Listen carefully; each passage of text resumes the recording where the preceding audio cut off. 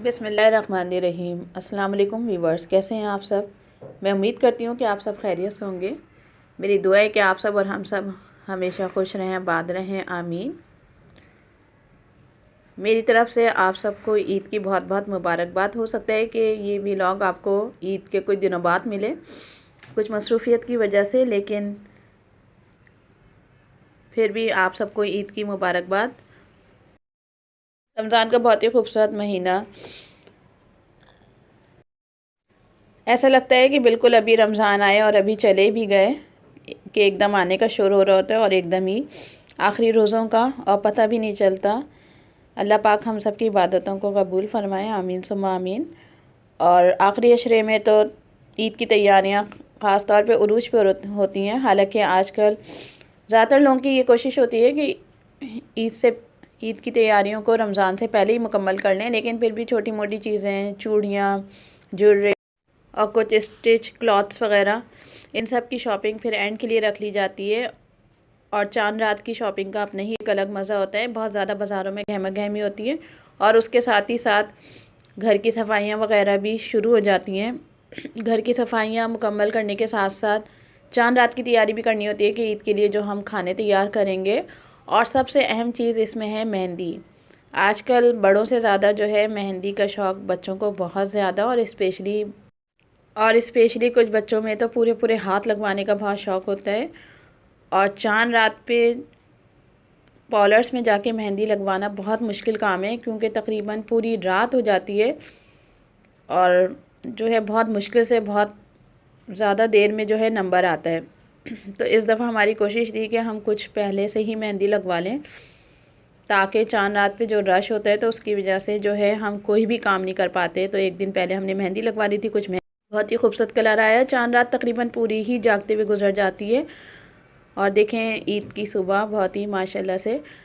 अब जो है खीर के लिए हमने दूध वगैरह निकाल के रख दिया था, क्योंकि शीर भी सुबह जल्दी तैयार करनी होती है, सेवइयों वाली खीर। और इसमें जो है हमने सेवइयाँ भी शामिल करी हैं, इसकी रेसिपी भी हम दे चुके हैं। तो इसको हम सर्व कर लेंगे और साथ ही साथ फिर दूसरी चीज़ों की तैयारी। और ईद की सुबह की तो अपनी अलग ही बहुत ही खूबसूरत, बहुत ही अलग। और इस दिन का नाश्ता भी बिल्कुल अलग और स्पेशल होता है, आम नाश्तों से हट के। तो इसलिए जो है नाश्ते का सामान भी आ गया था, सारे काम भी हो गए थे बहुत ही जल्दी। और सब नमाज़ पढ़ के भी आ चुके थे वापस, साथ ही नाश्ता लेकर आए थे। ईद की जो स्पेशल कचौरियाँ होती हैं, निमको वगैरह, और साथ ही मिठाई। मीठा भी तैयार करते हैं घर में, लेकिन साथ ही मिठाई भी आती है। तो अब हम टेबल इसकी सेट कर लेंगे, क्योंकि आमतौर से मेहमान वगैरह आते हैं तो बेहतर ही होता है कि उनके लिए टेबल सेट करके ख़ुद भी नाश्ता करते हैं, और साथ ही ये मेहमानों के लिए हमने टेबल भी सेट कर दिए। और फिर थोड़ा ईद में ज़्यादातर ये होता है कि सुबह जल्दी उठ जाते हैं, तो फिर और पूरी रात जागते हुए होती है। तो इस वजह से फिर दोपहर तकरीबन सोते में ही गुजरती है, और फिर खाना वगैरह। तो साथ ही ईद पे सालगिरह भी थी, तो इसके लिए हम बर्थडे भी अरेंज करेंगे। तो इसके लिए केक वगैरह मंगा लिए थे, और बर्थडे का पूरा व्लॉग भी इंशाल्लाह आपके साथ बहुत जल्द शेयर होगा कि किस तरीके से हमने बर्थडे अरेंज करी थी और किस तरीके से हमने केक वगैरह को सेट करा था। अलग अलग फ्लेवर के ये केक हैं और तीनों केक बहुत मज़े के थे।